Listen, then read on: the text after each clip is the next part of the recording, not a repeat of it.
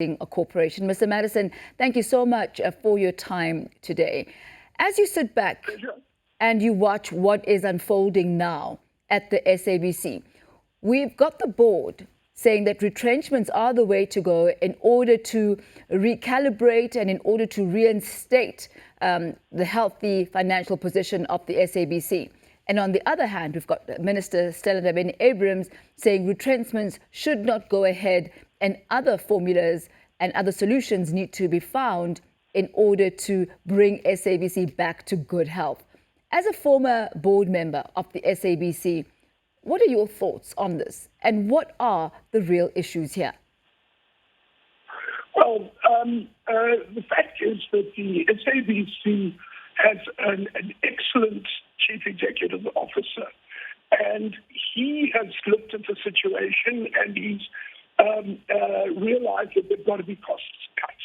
Now, because the company was very badly managed, it was part of state capture.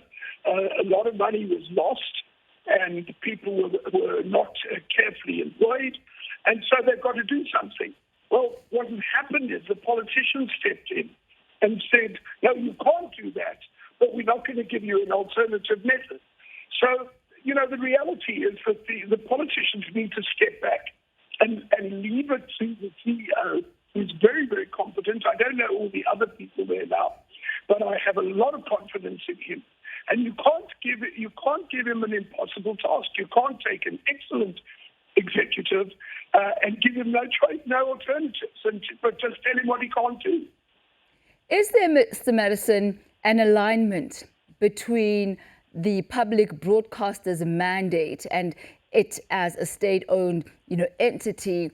Is there a contradiction between that and the fact that actually only 17% of its funding is public funding? So it really does rely on a commercial model in order to survive. Could that be one of the chasms that exist?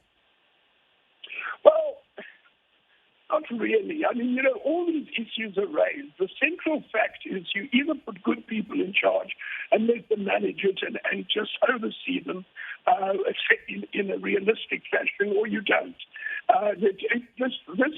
What you're calling a contradiction has always been there.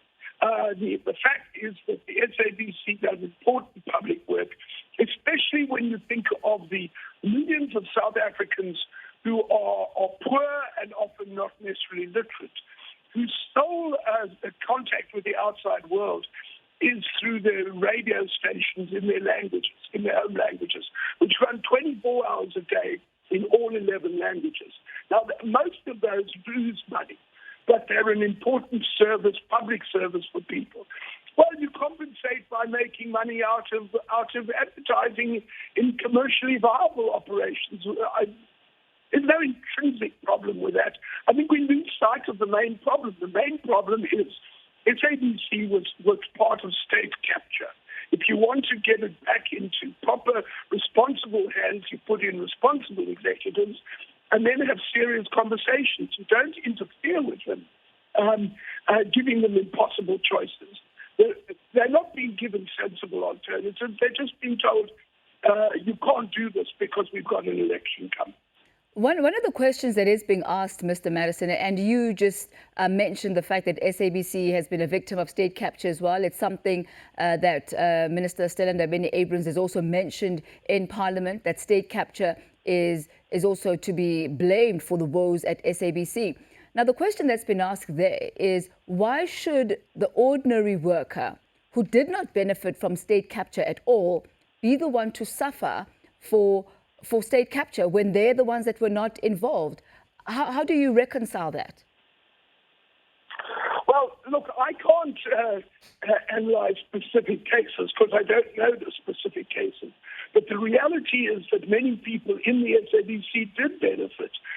For what I did discover when I was involved in the SABC is that for more than a decade, wages went up higher than inflation every year. Now, if you have a basic understanding of arithmetic, you know how that compound interest works. If you get above inflation for 1 year, that's not a big deal. But if you get above inflation every year for 10 years or more, then you find certain people are very highly paid. Now, those issues have got to be addressed. I can't sit outside and second guess how they do it, but the reality is that there's some very highly paid people there, and there's some people in the wrong jobs. So obviously what they have to do is realign the company so that the right people in the right jobs at the right salaries. So could perhaps a reevaluation of the salary scale go a long way in addressing this issue? So instead of firing people, perhaps adjusting the salaries that they've been receiving? Well, you've got to do that, but it's not. I don't think it's one or the other. I don't think you can just but you've also got to bear in mind that if people have been getting a salary, you can't just take it away from them. So all of that, but we can't second guess it from our side. You have good people. If you're not satisfied with the executives, then you have to consider changing them. But if they're good executives, then you have to take them seriously. As I say, there are people in the wrong jobs, and that also has to be fixed. And that's about as far as one can go looking at it from the outside. Mr. Mattison, I thank you very much for your insight and your time this afternoon. Still so much to dissect regarding the SABC and how to get it back to profitability without it necessarily affecting the livelihoods of those who are already working there. 400 workers now stand a chance of being retrenched.